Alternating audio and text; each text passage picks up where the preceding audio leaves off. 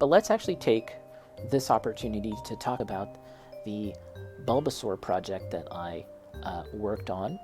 Last week, I decided I was going to do a self-imposed challenge and complete this model in a week. So the model was already built. It took like 15 minutes to build the model, if that. But in terms of cleaning it up, making sure it was nice, seam lines, all of that was prepared. And then painting, and then working on the base. I wanted all of that to be done within a week, and amazingly enough, I did it. Some of you know that I can take a fair chunk of time to do this stuff. The Halloween project that I just did, that was pretty much just a straight up, I took a month to do that, not including the building of the model. And then the Laputa project was about 5 months. It took about 5 months to do that. So to complete something in a week was an interesting challenge. Of course, the model is fairly simple, so it kind of worked out in that sense. In this picture here, you see the initial base coat that I used. This is not the bare plastic.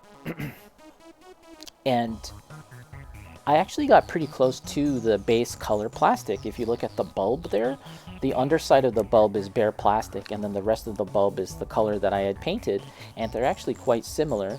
And likewise with the Bulbasaur, the actual flesh tone right there, very close to the base plastic. I did mix paints to get that look, so it's not something straight out the bottle. But I was pretty happy with the coverage as well, and I used a watercolor brush to do that, which I'm really a big fan of. I'm kind of increasingly more appreciative of watercolor brushes for that.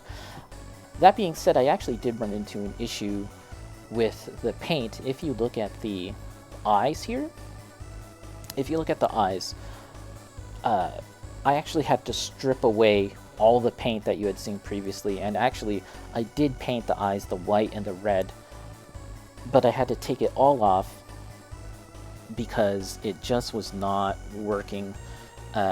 Every time I applied the paint, it would kind of bead up on the surface, almost like water on a water resistant coat or pants or something like that.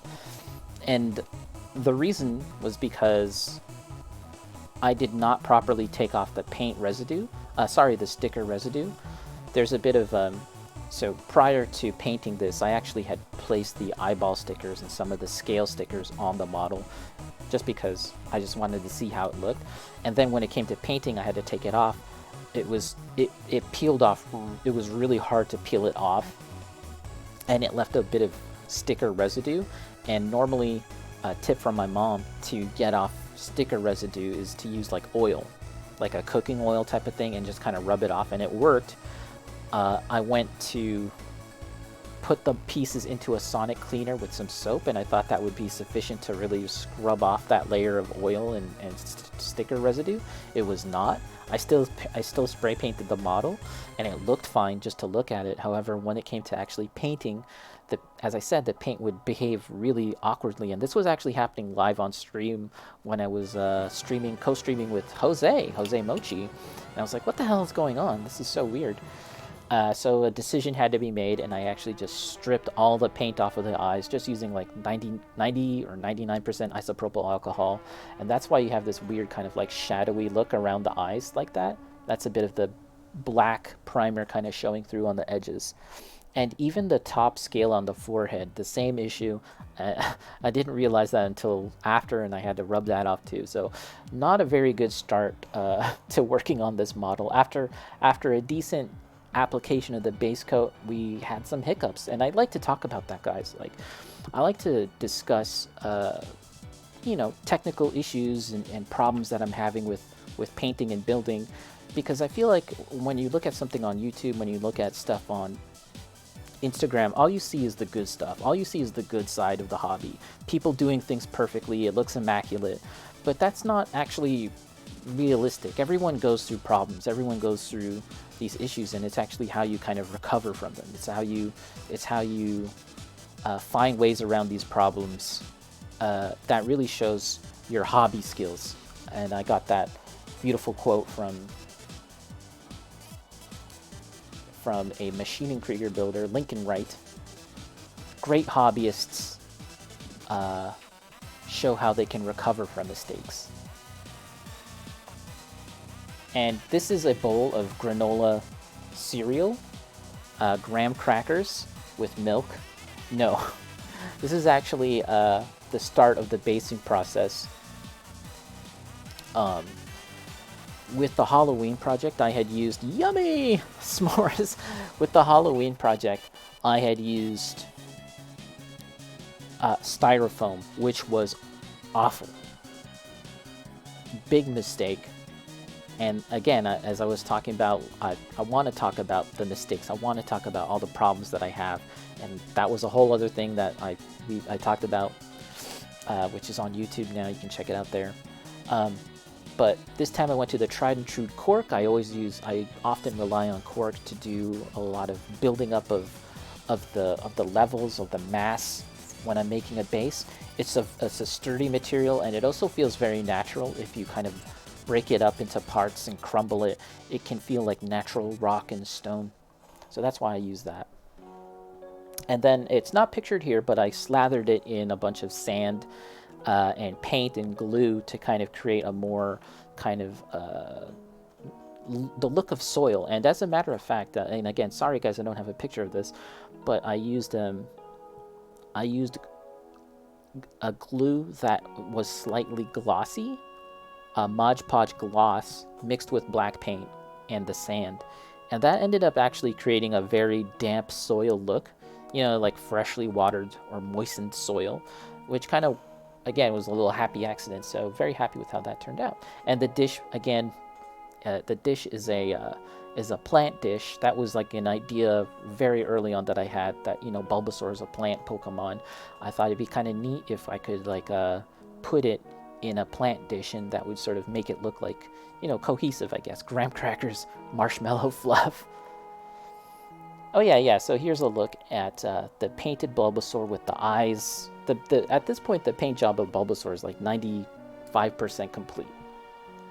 And I fixed the eyes, the issues with the eyes and the scales, and the rendering of the skin, and all the tones on the bulb. I tried to use wet blending and glazing to create a softer blended look. I think that I got pretty close to like my ideal that I had in my head. I think there's a few blemishes in terms of like particles of dust, or particles of just odd little particles of what have you that kind of got into the paint and then got embedded as I was brushing it on, which is something that if I was doing like a competition piece or whatever, I'd be more conscious of. I'd be more careful and picky about making sure my painting area is very clean, no dust, no debris in my brush or in the water, constantly changing out my paint water, blah blah blah. But again, partially because I wanted to get this done within a week, that may have contributed to some issues with the painting quality. But overall, I'm very happy with it, and you can see that the sand there, as I was saying, just clumped on to look kind of like very damp soil.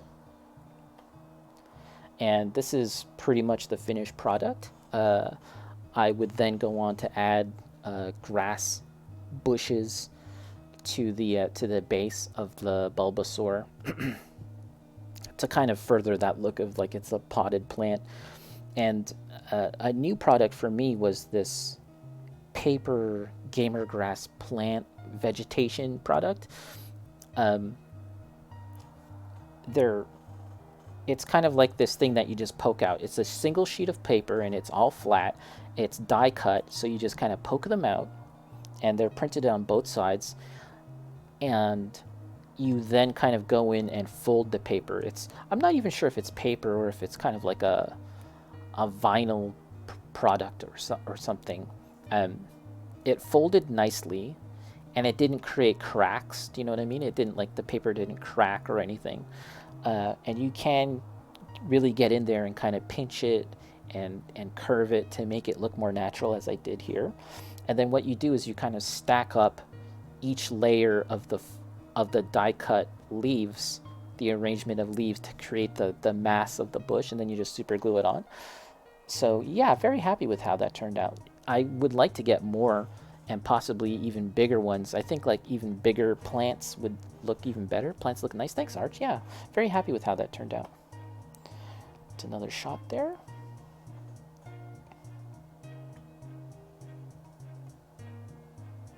And yeah, there's actually two kinds of gamer grass. There's like the brighter colored green and then a smaller, darker colored green. I like this kind of stuff because it just adds another dimension to your models, I guess, or your basing.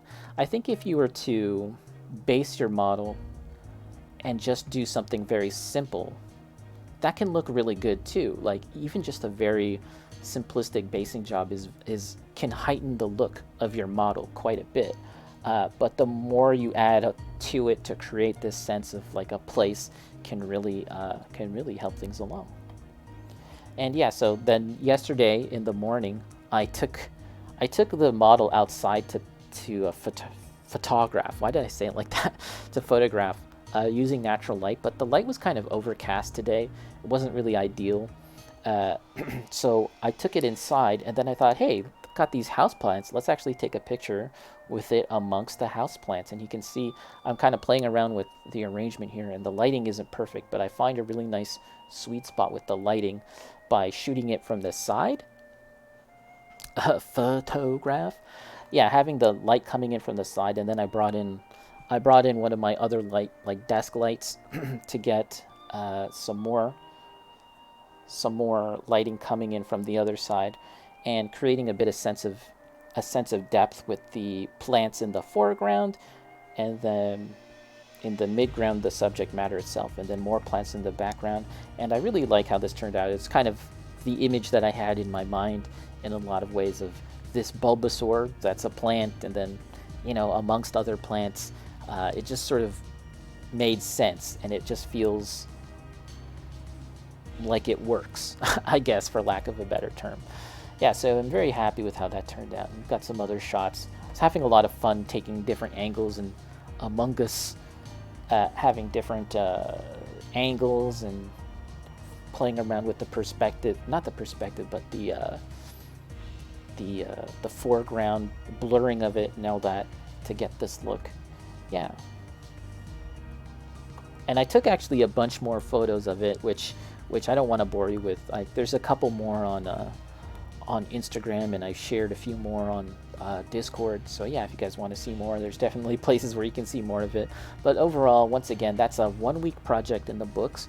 I don't know if I've ever really done that before. I've worked on even smaller models and took even longer. So to do something in a week, I'm just very happy to.